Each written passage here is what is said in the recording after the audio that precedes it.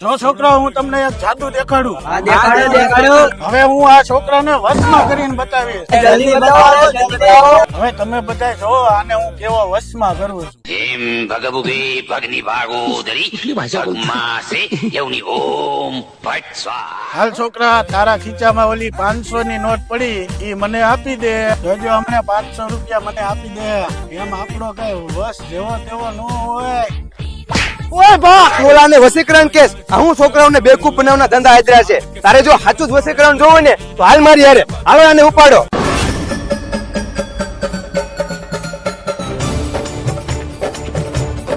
મને વસીકરણ કરવાનું કેતો તો. વસીકરણ શું કહેવાય ને હાલ તને બતાવું. इन लड़कियों को क्या हो गया? ये सब चुप क्यों हो गए? अब मैं जो कहूँ वैसा ही तुम सभी को करना है, ओके?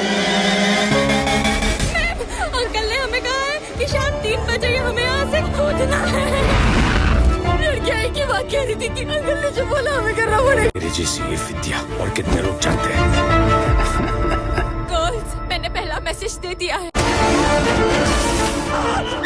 शहर में हर जगह आज खौफ का माहौल है। किसी प्रताप अंकल को ढूंढने के लिए ये सारी लड़कियां ऐसा बर्ताव कर रही हैं।